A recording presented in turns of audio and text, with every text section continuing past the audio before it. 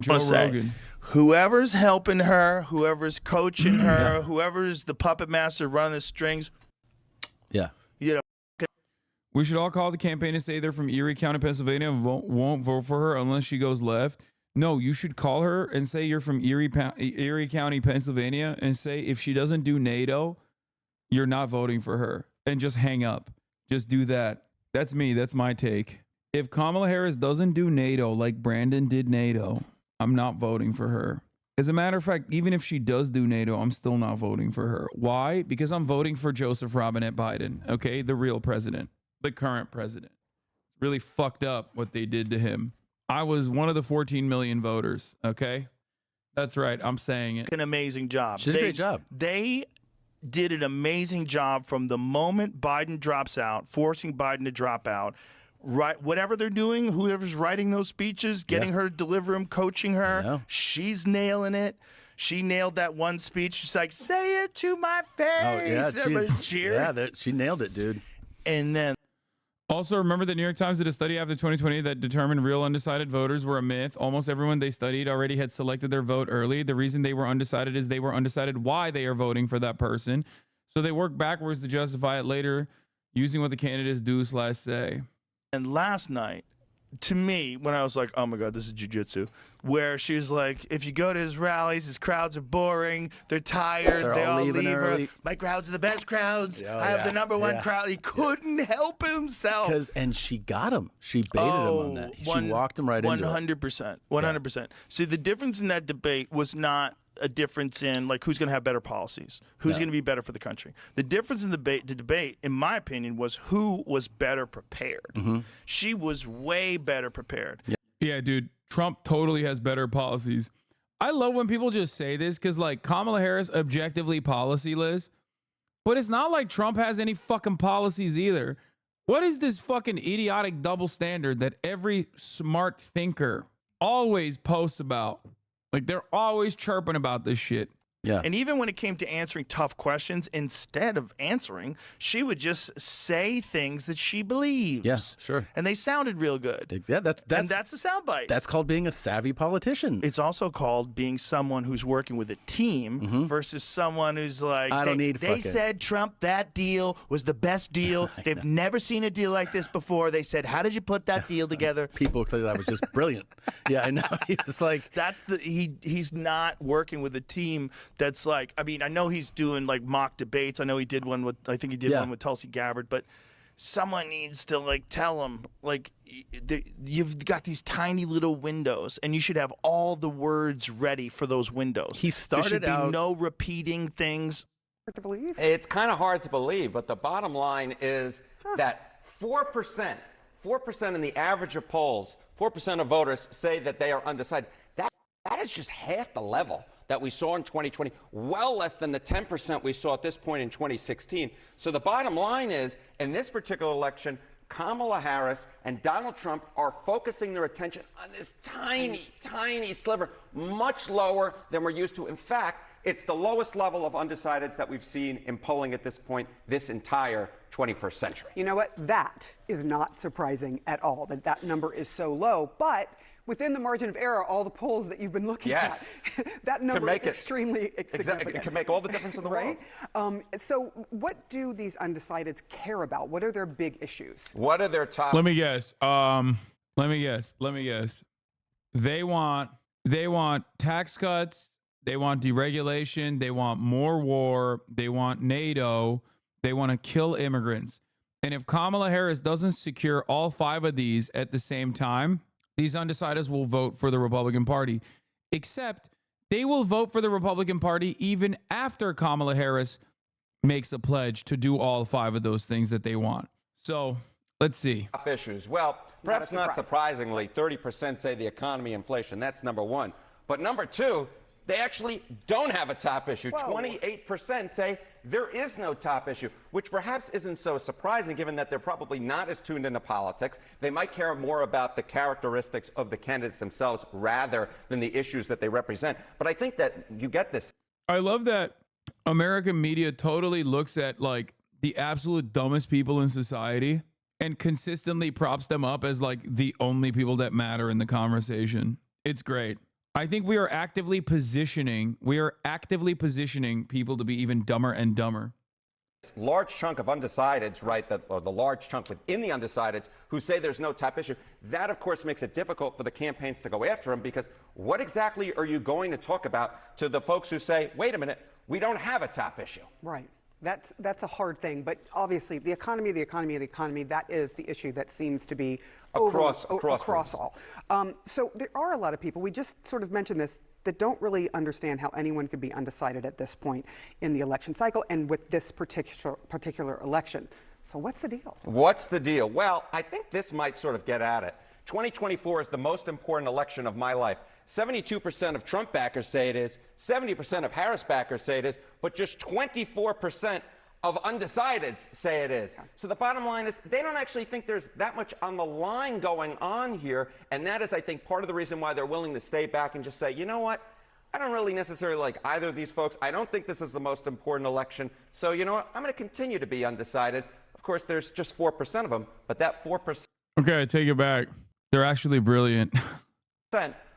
is going to make all the difference in the world come November. They very well could. But if they're not paying attention, like you said, they might start paying attention as we get very, very, very close to the election. Exactly. But at this point, they just don't really think 2024 is that important. So that's why they're not paying attention. All right, Harry. And we know we think is important, but there's that. All right, Kate. All right, joining us right now is Republican Congressman from Florida, Trump.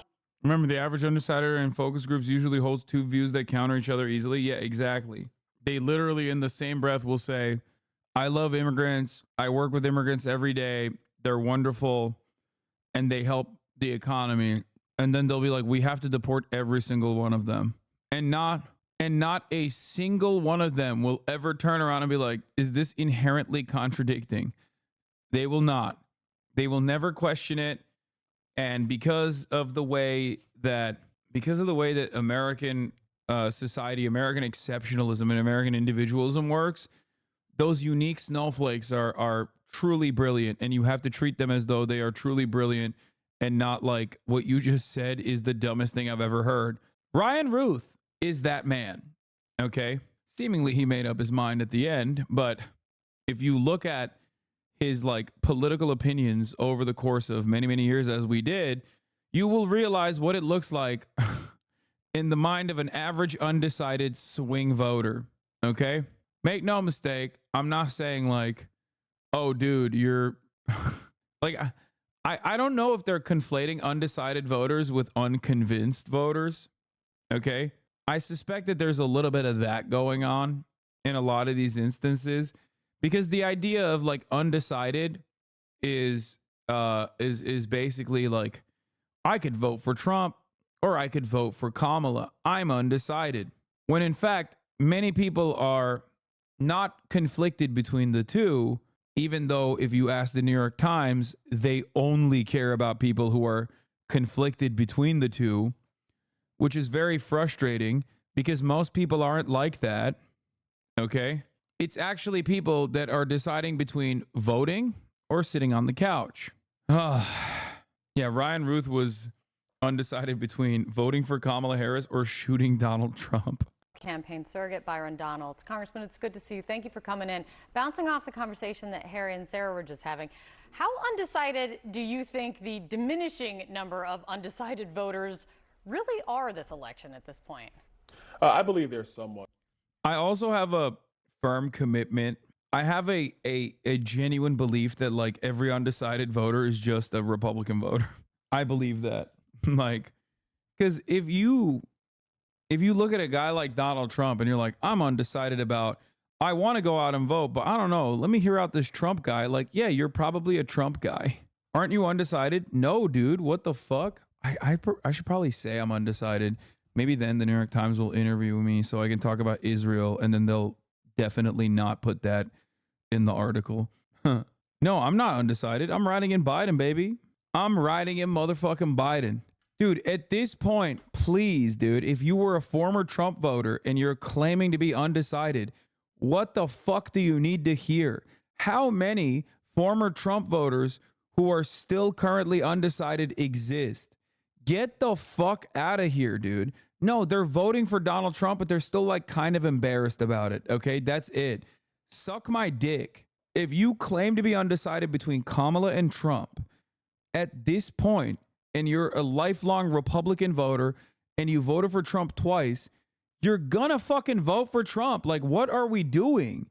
Of course you're gonna fucking vote for Trump. It's so transparent. It's so stupid. Not even last week you were saying, I don't know who I'm voting for, but I'll never vote for Trump or something similar. No, last week I was also saying I'm voting for Biden. I'm riding in Biden, baby. Also, I'm a political commentator. There's a lot of people who want to cast aside my commentary by simply saying, oh, he's a Harris supporter, or oh, he's a Trump supporter. That is the reason why I do not declare who I would be supporting in the election. It's because people want to say, oh, he's not going to vote for Kamala Harris, so don't listen to him. Everything he says, it's not about like who I'm voting for at all. It's actually entirely about how to make my commentary seem less relevant. So of course, make up your own goddamn minds, okay? Trump supporter, nah, people only want to know if you'll vote for Harris or not. Yeah, exactly. And for the record, I'm unconvinced. And not only that, but also I'm riding in Biden. Step aside, liberals. You will not be able to convince me. What you did to Joseph Robinette Brandon was inexcusable. And I, as an AUKUS voter, me and Ryan Ruth are going to hold hands at the poll, and we're going to go cast a ballot. We're going to write in Biden. Undecided. I think they're juggling through the realities of America. Number one, the economy, this massive inflation created by Kamala Harris and Joe Biden. The immigration problems in our country are real. They're looking at that. But then I also do believe they're having the... For the record, I'm not on one team or another, okay? I'm on whoever advances and improves the material conditions of the working class, okay? That's whose side I'm on. And neither party is even remotely trying to make a convincing case that they are on the side of the working class. Neither party is doing that. So I will forever criticize both parties for not doing that. Okay? Vice President Kamala Harris's campaign is likely feeling optimistic following a recent wave of polls after the presidential debate. In the past few days, Harris has gained in both national polls and key swing state surveys against former President Donald Trump, signaling a positive trend in what remains a tight race with just over 6 weeks to go before Election Day. While we cannot cover every survey in detail, here is a brief overview. A morning consult poll released on Tuesday showed Harris ahead by 6 points nationally, an increase of 1 point from a snap poll conducted immediately after last week's debate. A Reuters poll from last Friday had Harris leading Trump 47% to 42% among registered voters. The latest New York Times Siena College poll shows a tie nationally among likely voters, with both candidates receiving 47%. Harris is also performing better in battleground states, where she had previously been trailing in comparison to national surveys. The NYT's poll of Pennsylvania has Harris leading Trump by 4 percentage points among likely voters, similar to her August performance. A USA Today poll released on Tuesday showed Harris with a 3-point lead in Pennsylvania. Additionally, most of the recent polls from Marist College in Pennsylvania, Michigan, and Wisconsin show Harris ahead. If you found this video informative, then make sure to hit the like button and subscribe to this channel for more videos like this, and thanks for watching.